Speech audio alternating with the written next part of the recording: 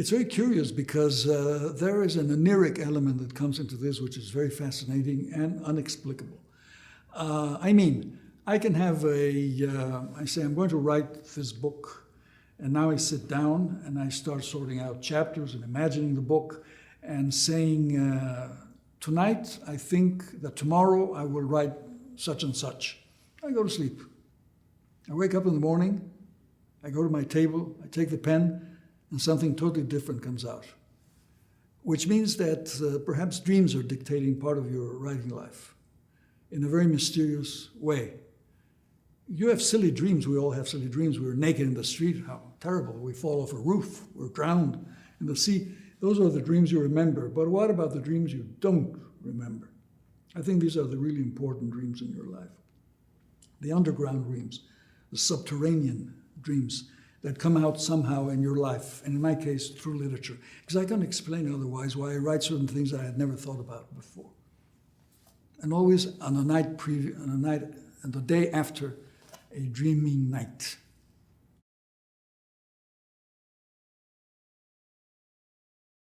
A writer is no different than a bricklayer or a bus driver in that sense.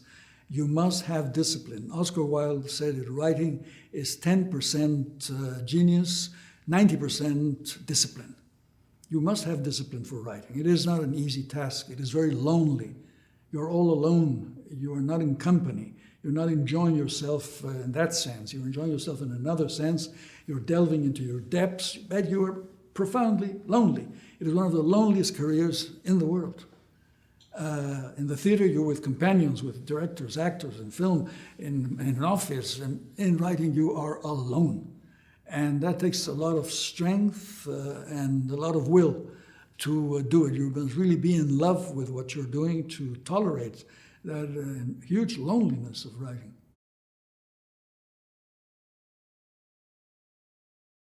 I seem to rewrite in my head a great deal. You know, I write in these English notebooks, ruled notebooks, so I write on the right, and then I correct on the left. And then when it's typed out, I even make another correction, and then maybe in the type sheets also. But not that much. I seem to have a great facility to go right into what I want to say. I do correct, but not like Balzac, who went crazy. And over the printing presses, he was correcting at the last minute there, no?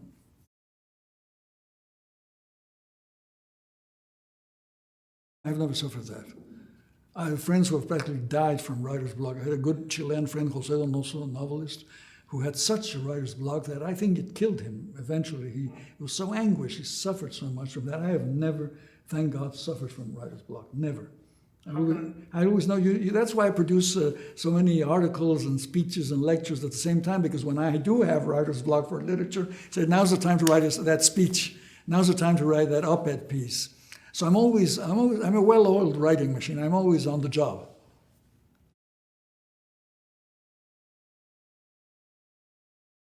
You suffer in another sense, not from writer's block. There are other anguishes of expression, of not finding the right adjective, of doubting what you have written, and of throwing a lot of things into the wastebasket, and all that kind of thing. Yeah, that happens. But not writer's block in the sense of not being able to sit down and write. That I have never had. Sometimes I can write trash and then destroy it. That's not the same as writer's block, is it? There are difficulties, tragedies, disappointments in life, but not so much in reading and writing is a pleasure always. It's a great paradise. To read and write is a paradise.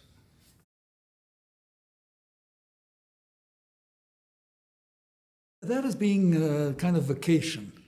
I have not been that, I've only had, twice in my life have I been in government. I was in government as a very young man in the diplomatic service of Mexico when I was in my early 20s.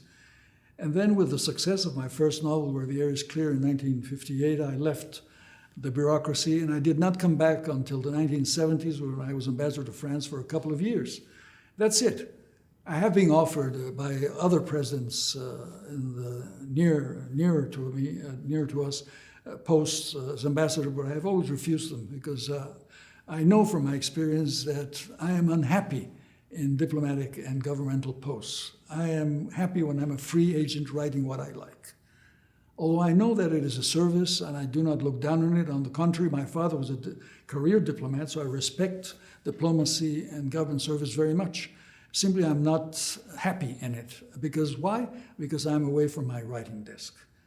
When I was ambassador in France, I could not write a single line because I was constantly on the call for functions, for memoranda, for speeches, for this, for that. There was a time difference with Mexico, so I had to be with the French during the day and then with Mexico from 7 p.m. on because of the time lag. So I never had any time for myself, which is okay. It was interesting. I got to know France well, a fascinating country, so many levels of interest, artistic community, business, ecclesiastical, the army, the political parties. Everything is interesting in France. Gastronomy, everything. So I didn't have time for writing there. I did other things. That was a parenthesis in my life.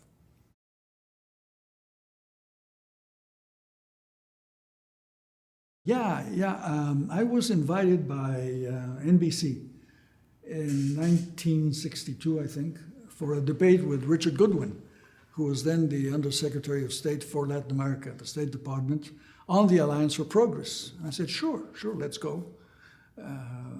He has the advantage of being in the administration and he's speaking English better than I do and all these things, but I'll be happy to do that. So I was invited, I accepted the invitation, I went to the US Embassy in Mexico City and was promptly denied a visa. I asked why, and they said, we can't tell you why, it's a secret. Huh? So I was left stranded and classified forever under the undesirable aliens list. I asked once, do you ever get out of that list? Can I ever get out? He said, no. I said, even hell has its limits. Even in hell, you're promised that one day everybody will go to purgatory or to heaven. Hell is not forever. Surely the denial of a visa is not forever. He said, no, you can come out of the visa. How? If you demonstrate your allegiance to the cause of anti-communism. I said, well, that is something I will never do just on the principle of it. I'm not a communist, but I will not go to that McCarthyite length.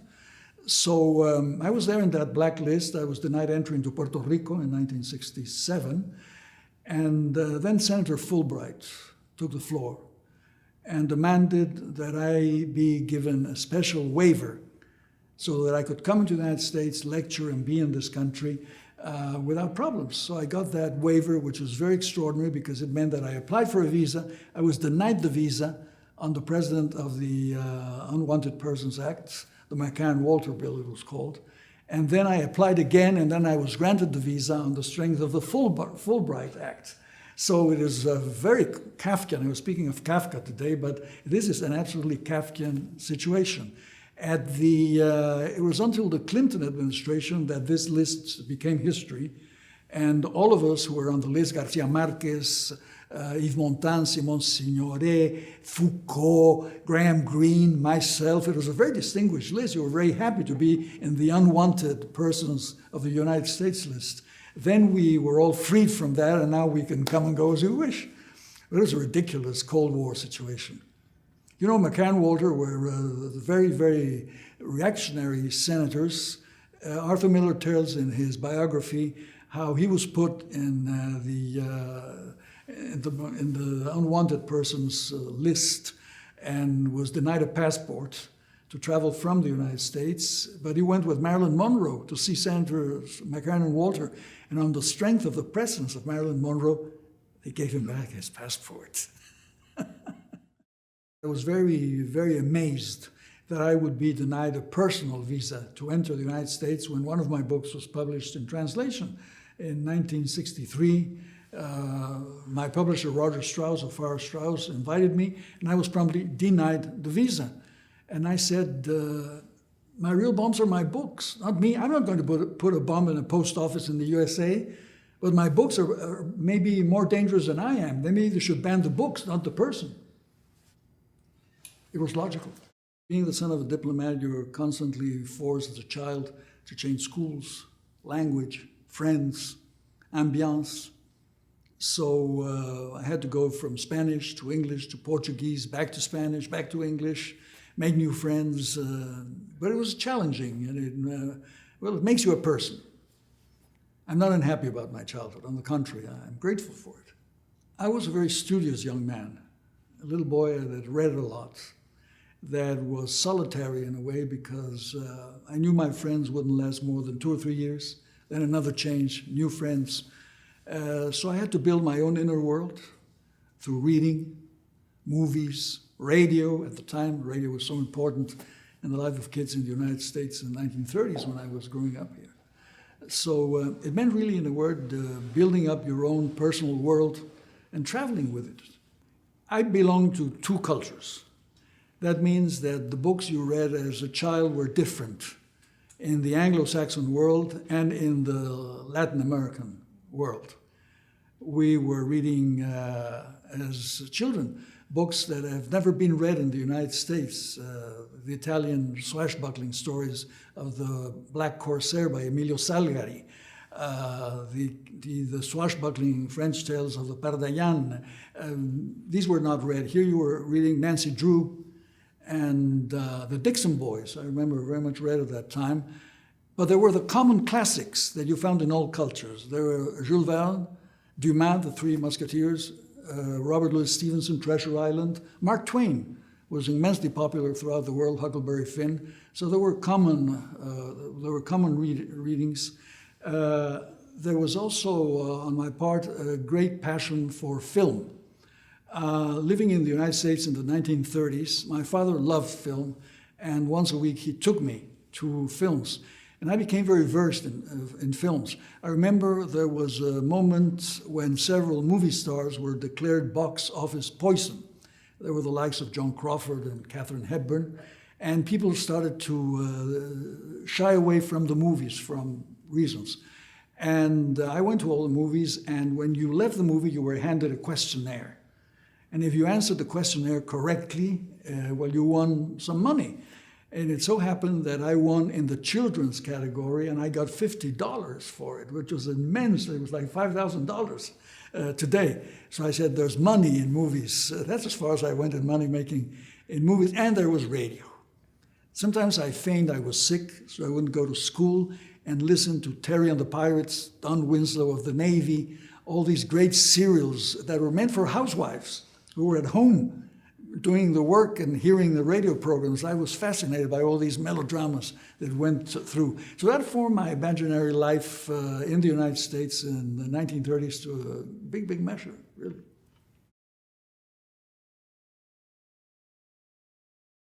One was from Veracruz on the Gulf Coast. The other one was from Mazatlan in Sinaloa on the Pacific Coast. So I had 2 oceans at my disposal. And I spent my summers with my grannies in Mexico. My father was counselor of the Mexican embassy in Washington at the time. And I think that I became a writer because I heard their stories.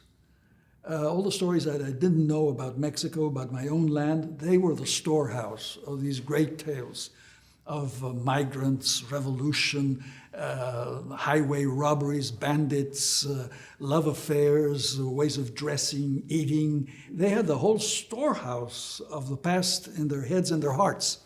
So this was for me very fascinating, this relationship with my 2 grannies, the true authors of my books, really.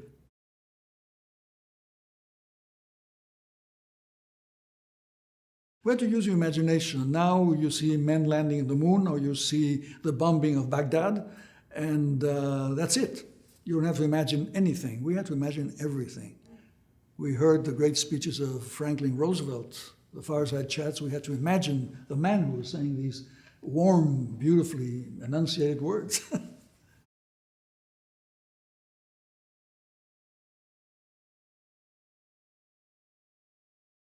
The negotiation really went to the top. It went between President Roosevelt in the United States and President Cárdenas in Mexico. And it was a turning point in the history of relations between the US and Latin America, and between the US and Mexico, which until then had been fraught with confrontation, dangers, war, interventions, invasions, all kinds of troubles.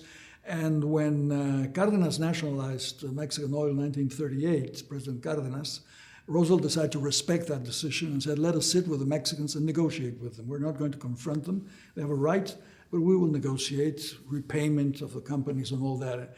And so it began a new era in Mexican-American relations, which thankfully has lasted to this day. We never come to blows. We know how to negotiate. I was 10 years old at the time, so I was very much aware, and it was the topic around the table, the dinner table at home, or with the other colleagues of the embassy. We were all talking about these things. So you were very conscious of them, very conscious of the Mexican situation, of the New Deal, of the Spanish Civil War, of the rise of Hitler and Nazism, of the coming Second World War. You were extremely conscious of this. You saw the newsreels, which were also extremely important to see the images, the actual images of the Führer, or children being taken taken to camps in the countryside to avoid the bombings. All these things became a part of your life in the 1930s and 40s. When Mexico nationalized the oil in 1938, I became unpopular at school when I had been popular, because there was these great banner headlines, Mexican communists steal our oil. So therefore, I was not the favorite for some. Then American kids are quite nice, so eventually they forgot I was a communist, and they brought me back into the fold. Oh, in the United States, I liked the teacher I had. I always remember her. I remember her by her name, Miss Painter, Miss Florence Painter, at the Henry D. Cook Public School on 13th Street in Washington, D.C. And at that time, there was not something called general studies as today. At that time, you were taught arithmetic, you were taught language, you were taught history, you were taught geography. They had proper names. And she taught everything. She made us chief interest in the world, in geography, in history, in language, in speech, and arithmetic too. So it was really an extraordinarily good public school system. I think it's gone down the drain today. But at that time, I think it was one of the best public school systems in the world, and I profited from it. I was educated by the public school system of the United States. I adapted very easily. You know, I was a child without vacations, because at that time, during the summer months, there were vacations in the United States, but there was school in Mexico. Vacations in Mexico came in December, January. So when I was finished with school in the US, I was taken down to school in Mexico, so I would not forget the Spanish language. I lived with my grannies, and I went to school every day. So I was a boy without vacations. And well, I profited from that too. It was a bit sad at the time. I said, oh, my friends in the United States are out fishing and playing baseball, and here I am learning verbs. Huh? So it turned out okay. It gave me fortitude, if you wish. I adapted quite well. I had the spirit of adaptation, as I told you, because of my father's diplomatic career. So I got along well with people, adapted myself to the customs, the language, the slang, the jokes, whatever. I came very easily, not only in the United States, Mexico, Chile, Argentina. I adapted quite easily, like a chameleon, although I'm not a chameleon. I was able to adapt quite easily. Yeah. Franklin Roosevelt was my hero, a political hero, if you wish. I grew up in that time, and I saw that the Depression, the Great Depression of 1929, had fostered dictatorships in Germany, it had strengthened Mussolini in Italy, it had strengthened Stalin in the Soviet Union, the rise of Japanese militarism, the weakness of the Western democracies, and Roosevelt was capable of solving the Depression through democratic means. By appealing to the people, to the social workforce of the country, let us together solve these problems. That is a lesson I have never forgotten. It was my prime lesson in politics. I owe it to FDR. My father was a great educator for me. He taught me so many things. He named me Carlos after a brother he lost, a very brilliant young man who died at 21 in Mexico. He had written very good poems. He was an intellectual. And I think my father wanted to see his brother in me. So he put books into my hands at a very early age. He fostered my literary and artistic inclinations. So he was my best teacher. But then I was lucky in having good teachers throughout my life in secondary school and then at the University of Mexico as well. I wanted to be a writer always. I published my first stories in Chile when I was 11 years old. and went on from there and won contests in high school. And well, that was my vocation, no doubt about it. So when I was told, now you have to do law school, I said, why? I want to be a writer, I don't want to be a lawyer. But the pressure in Mexico at the time was, if you are a writer, you will die of hunger. So you must have a professional title. I remember visiting the great Mexican writer Alfonso Reyes, who my father told, convince Carlos he has to be a lawyer. And he said, no, Alfonso was the greatest Mexican writer at the time, and he said, I am a writer, but first I'm a lawyer. Because Mexico is a formalistic country. We're all hot cups of coffee. And if you don't have the handle to pick us up, people will burn their hands. You have to be doctor something, licenciado something, engineer something or other.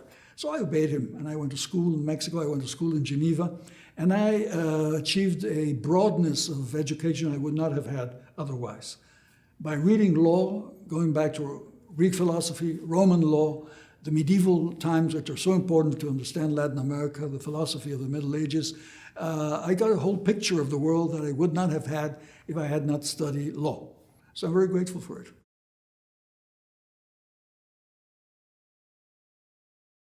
It's like walking or singing in the bathtub. It comes naturally. It is there. I was writing, indeed. At 7, I was writing my own magazine in the apartment building in Washington and circulating it through all 7 stories. I did it myself, news, movie reviews, reviews of books I had read. I mean, who cared? I cared. But it's a vocation that was there for me from the earliest time, the earliest age. Then it spawned out into other activities, but always the center, the core of my life has been writing. The proof is that I have more than 20 books. I wrote them sometime.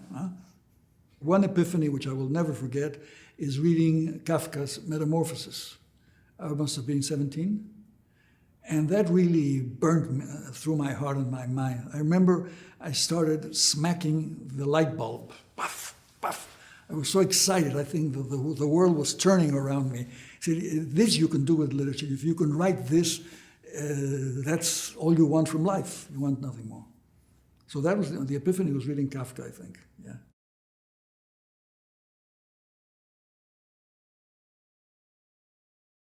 To write books as best he can, to write good books. And then all things flow from that. There was a moment when this idea of the political responsibility of a writer to proclaim yourself, I am on the left, and I am for the people. And you made a declaration and then wrote bad books, but your life was pardoned because you were on the right side. This is over. A lot of bad books were written, by good people maybe, but bad books. Now there is a clear, in Latin America this was very clear because Pablo Neruda once said to me, you know, we Latin American writers, we all travel with the bodies of our countries on our back. We carry our countries on our back. We're responsible to our countries because our countries do not have political freedom, because the illiteracy is in the 80s. For all the reasons you know, it is up to us to give voice to the voiceless. Today that is no longer true. Most Latin American countries are democracies with regular elections, political parties, liberty for the unions, agrarian co-ops. In general, there is democratic freedom in Latin America. So if you want to be a writer that participates in politics, you do so with the honesty of saying, I am in politics, I am a writer. Being a writer doesn't give me special privileges. Let me be judged by my political thoughts and actions. That is one part of it. But there are writers who say, I will have nothing to do with politics. I stay on the side, I write my books, and I'm merely a literary figure.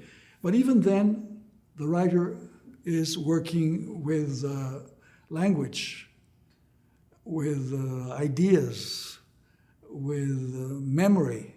And as soon as you are working with language, you are working with a social medium, whether you like it or not. That book you are writing without any political conviction will have the political effect of giving value to language. Language is usually debased by the constant social use, by the rhetoric of politics or religion or whatever you wish, to give back what Mallarmé has, the purity of the language of the tribe, To give the tribe back its language continues to be a mission of the writer, whether he or she like it or not.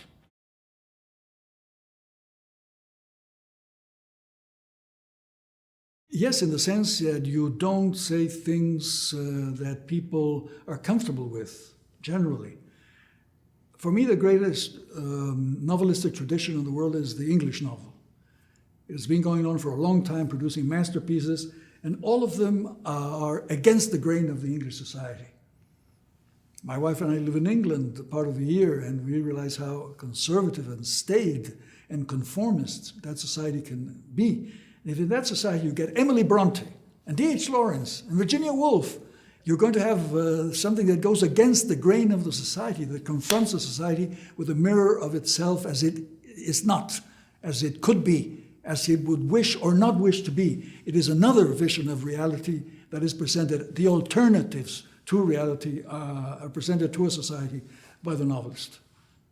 So naturally there is always an element of revolt, of contrariness in writing novels, which is very different from writing political speeches.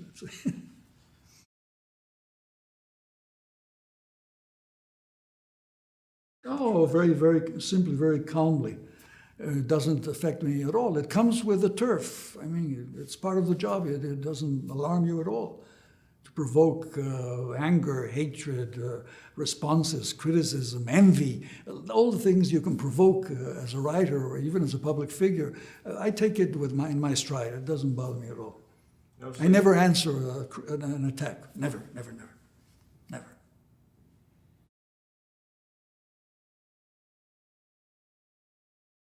I think it's part of the dream work of the unfathomable subconscious that proposes. Some subject. I mean, I want to write a novel now about the last day of the life of Emiliano Zapata, the Mexican guerrilla leader. The day he was shot, what else happened in the country? It's something I want to write.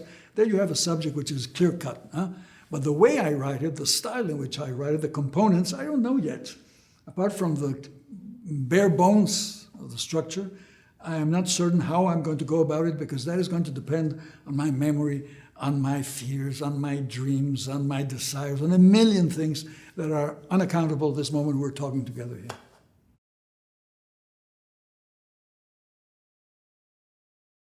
I'm not sure because, you know, I'm translated into 36 or 37 languages, so how can I account for the Lithuanian or the Uzbekistan reader? He or she cannot come into my conscience when I write. I go bananas. So maybe I think of a small circle of friends. I think of my wife. I think of a very small group of people, if I think at all of anybody, except the blank page, which is my real interlocutor when I'm writing. The blank page is staring at me, and I say, you cannot go on being blank for long. And I have to talk to you, and you have to talk back to me. And there we go, start writing.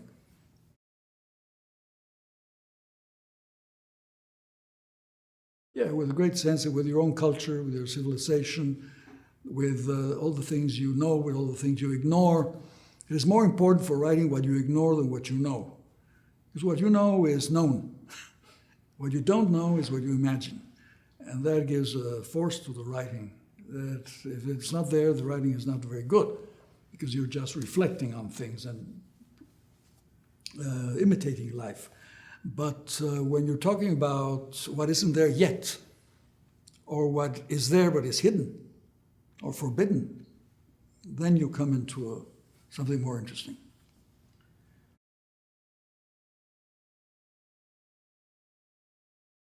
You read a lot, you read a lot, you read a lot. Reading is essential. You have to read a lot. You have to love reading in order to be a good writer. Because writing doesn't start with you. It doesn't spring from nothing. It doesn't start at zero. You have to be conscious that there is a tremendous tradition behind you. A tradition that goes way back to the Bible and Homer and whatever you wish, and Aztec myths. And you have to see yourself as part of a chain of being, if you wish. You are part of a process of language and memory and imagination. To To put it in a nutshell, I think that to create, you have to be conscious of tradition. But to keep the tradition alive, you have to create something new. That would be my formula. I think that writing is like a message put in a bottle and thrown into the sea. So whoever fishes that bottle out of the sea and reads the message, that is the destinatary of the book. I mean, in other words, you cannot have a prefabricated audience, as a lot of bestseller authors have. You know exactly who they're writing for. They pander to the tastes of that audience. That for me is not writing. That deprives writing of its mystery, of its importance, of its imagination, finally. You have to be in ignorance, in a way, of the reader if you are to write a good book. You have to create readers, not just give them what they want. There's a big difference.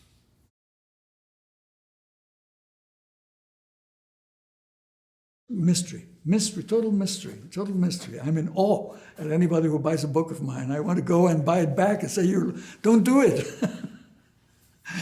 Here's your money, take it back. For me, it's a great mystery. You have so many cases, of great writers who have achieved great popular success. Balzac, Garcia Marquez, 2 examples. There are writers who have not had immediate success, Stendhal, William Faulkner. But eventually they come into their own with time. Balzac and Garcia Marquez will be popular forever. They're great writers and they deserve their popularity. Stendhal was a failure, complete, his novels. A lot of Faulkner was unread until he got the Nobel Prize practically. So, but the books were always great. The same year, I think it was the same year, Anthony Adverse came out, Hervey Allen novel, and Absalom by Faulkner. The Hervey Allen novel was a huge bestseller, the great bestseller of the year. I think nobody reads it today. Faulkner is read throughout the world. So you have to be very faithful to what you're doing. The rest is the gift of the gods. That's it.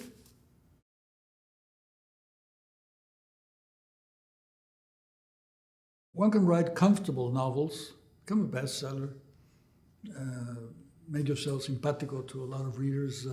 That's not my way. I want to take a risk with every book I write. And pose challenges to myself and to the reader. Sometimes I'm not an easy read, but I want the reader to come along with me and realize that he's climbing a mountain with me, that sometimes it may be difficult and sometimes even useless. I don't care. But I'm not going to make the path just easy by writing something that I know will be popular or easy to read. That's not in my nature. I would rather rewrite my books the way I have already written them than debase myself in some way and say, now this is easy, munch it up, it's easy to digest. No. Life is hard, difficult, thought is difficult, situations are extreme, and you must make an effort with the writer to travel this road. It is not easy for you, it wasn't easy for me either. But maybe there's a reward at the end. Maybe there isn't a reward, then you have failed. But if there is a reward at the end of a hard trail, then you have done a good job.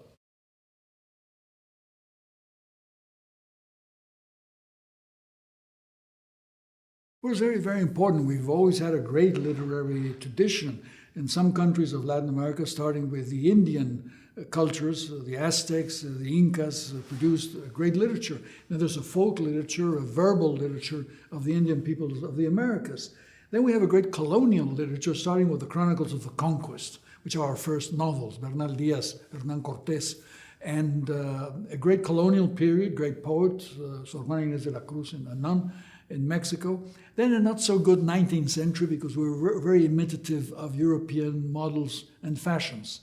But then a recovery through great poetry, Rubén Darío, Pablo Neruda, César Vallejo, great poets that brought the language to the fore and showed us their language and saying it's your language as well. And from them sprang a generation of very good novelists, Borges, Carpentier, Asturias, Onetti, and we are their heirs. I mean, we didn't come out of nothing.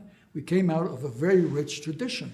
That tradition coincided with interest in Latin America, worldwide interest, because of the Cuban Revolution. The Cuban Revolution brought Latin America into focus after a long period of dictatorships and ignorance of what was going on. Suddenly there was this leader, Fidel Castro, and a lot of attention on Latin America. And who are the writers in Latin America? It happened to be us. It could have been another generation that had preceded us, or a generation yet to come. We coincided with a historical event, which was the Cuban Revolution, and with the Alliance for Progress and Kennedy, and a whole new interest in Latin America. So that is the publicity of the affair. I think we also wrote good books, naturally. If not, we wouldn't be talking here. But the publicity moment was very good, and the books were good as well. So it was a very felicitous moment for our literature.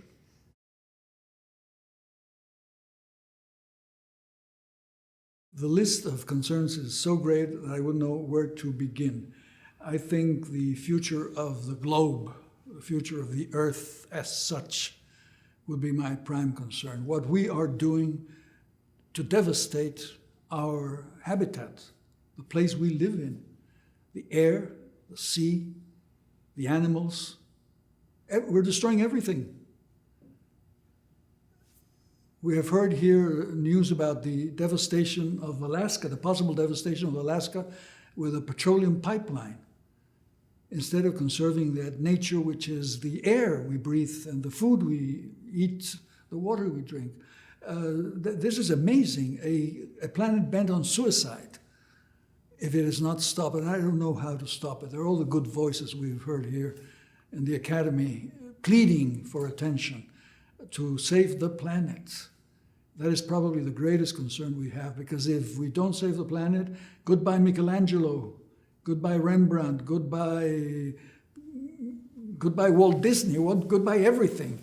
There will be desolation. This will be like Mars. Do we want that? Can't we do anything about it? I think this is the great concern right now.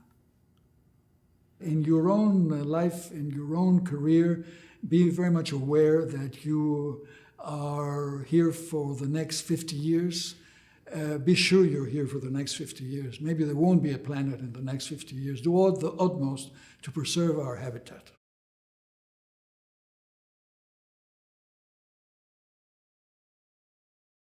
In what world would I be remembered, is the question. Depends on what world. I don't want to be put in the wall of infamy by the dictatorship, no. Maybe our destiny is dust and anonymity. And who survives? Yes. It is astonishing how people are forgotten. How many people of the past do we remember? We remember great artists. We remember great writers, famous statesmen, warriors. But these are not the majority. The majority of the people go to an unknown grave, and it is very sad to think of it. You cannot think back, if you're a normal citizen, not a prince or a king, you can't go back more than 3-4 generations, then your past is lost. You can't go further back than that. I can go back to my great-grandparents. After that, I don't know who they were. They're lost forever. So we write books in order to remember that past, to give it some semblance of reality, some possibility of survival through fictional characters. Anna Karenina will go on living, and Don Quixote, they'll go on living. I'm sure of that.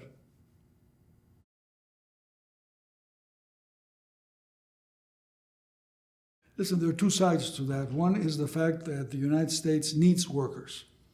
They happen to be Mexican workers because it's the neighboring country.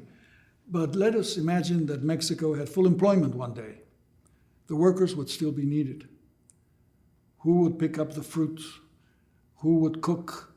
Who would serve at tables? Who would take care of the children? Who would drive the buses? Who would be in the catering and the hotels? And you'd have to get them from somewhere, or generate those jobs for Americans who don't want to take them, obviously. So you're profiting from our labor. But in Mexico, we have a duty as well, and it is to provide labor to these workers. I wish they had never left Mexico. In the future, I want them to stay in Mexico. Mexico is a deeply divided country. 50% of the population of 100 million is poor. There are jobs waiting. There should be jobs waiting for them. They are not, and they have to come to the United States. We should provide jobs for 50 million Mexicans. and help us step out of poverty. We're still mired in poverty in Mexico. So I wish we had the offer of these jobs. And if we had a Franklin Roosevelt, he would find a way to give jobs to the 50 million who would not migrate. But then that would be your problem. Where are your workers coming from? Besides, I don't want to be nasty about that, but for many Mexicans who come here, they say, hey, this used to be our land. We're not foreigners here. So.